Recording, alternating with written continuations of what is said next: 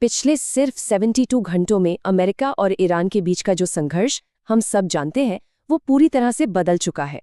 मतलब अब ये मामला कहीं ज्यादा बड़ा और पेचीदा हो गया है। तो सवाल यही उठता है कि क्या ये संघर्ष अब एक ग्लोबल वॉर बन चुका है? चलिए आज इसी सवाल की तह तक जाते हैं और इस बढ़ते हुए संकट की एक-एक परत को खोलकर समझते हैं। देखिए, जो कुछ भी हो रहा है उसे समझने के लिए सबसे पहले हमें ईरान की नई और बहुत ही दाहाड़ी मल्टी प्रोंग्ड स्ट्रैटेजी को देखना होगा। ईरान इस वक्त एक साथ दो लड़ाइयां लड़ रहा है। एक तो है मिलिट्री फ्रंट और दूसरा है डिप्लोमैटिक। और कमाल की बात यह है कि दोनों ही मोर्चों पर वो काफी कामयाब होता दिख रहा है। तो मिलिट्री के लेवल पर ईरान का सीधा सा फोकस है अपने दुश्मन को अंधा करना। कैसे? उनके जो जरूरी रडार इंस्टॉलेशन है, जो सारी इंटेलिजेंस देते हैं, उन्हीं को निशाना बनाकर। और देखिए ये चार्ट उनकी कामयाबी साफ साफ दिखाता है।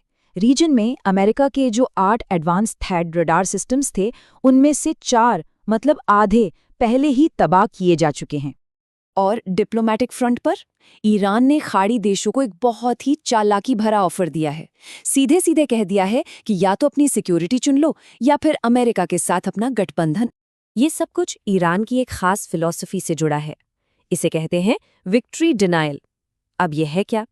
देखिए, इसका सीधा सा मतलब है कि ठीक है, हम शायद जीत नहीं सकते, लेकिन हम तुम्हें भी जीतने नहीं देंगे।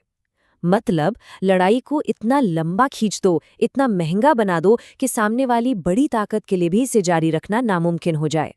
तो चलिए अब आगे बढ़ते हैं, क्योंकि ईरान की ये जो हालिया कामयाबी है वो एक बहुत बड़ा सवाल खड़ा करती है। भाई सोचने वाली बात है, एक देश जिस पर इतने कड़े प्रतिबंध लगे हैं, वो एक ग्लोबल सुपर पावर को इतनी सटीकता से, इतनी एक्यूरेसी से कैसे मात दे रहा है? जवाब छिपा है पर्दे के पीछे के खिलाड़ियों में। अब जो सबूत सामने आ रहे हैं वो सीधे सीधे रूस की तरफ इशारा कर रहे हैं। ऐसा माना जा रहा है कि रूस ही वो हाई लेवल इंटेलिजेंस दे रहा है जिसने ईरान की बैलिस्टिक मिसाइलों को एकदम सटीक हथियारों में बदल दिया है। अब ये स्लाइड देखिए, ये काफी दिलचस्प है। चीन कैसे चुपचाप पर्दे के पीछे से अपना असर डाल रहा है, रिसोर्स कंट्रोल के जरिए, टेक्नोलॉजी देकर और इकोनॉमिक सपोर्ट से। और इकोनॉमिक वॉरफेयर का पहलू तो हैरान करने वाला है। सिर्फ एक एडवांस्ड रडार सिस्टम जिसे ईरान ने तबाह किया, उसे बदलने की कीमत $1.1 बिलियन से ज्यादा है। लेकिन यहाँ मुश्किल सिर्फ पैसों की नहीं है। इस एडवांस टेक्नोलॉजी को दोबारा बनाने के लिए एक बहुत ही खास मटेरियल चाहिए। तो अहम बात यह है कि भले ही अमेरिका के पास पैसा हो, लेकिन उसे जिस चीज़ की ज़रूरत है वो उसे शायद अपने एक रणनीतिक दुश्मन से मिले ही ना। लेकिन रुकिए, रूस और चीन का शामिल होना सबसे बड़ा सरप्राइज नहीं है। इस लड़ाई ने मॉडर्न जियोपॉलिटिक्स का शायद सबसे हैरान करने वाला गठबंधन बना दिया है।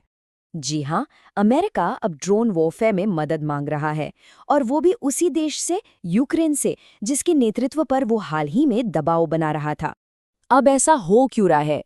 क्योंकि यूक्रेन के पास ठीक उसी तरह के ड्रोन से लड़ने का जबरदस्त अनुभव है जिन्हें ईरान इस्तेमाल कर रहा है, और यूक्रेन ने इन ड्रोन्स को सस्ते में और असरदार तरीके से रोकने के तरीके निकाल लिए हैं, जो कि $1 मिलियन इंटरसेप्टर मिसाइलों से कहीं बेहतर विकल्प है।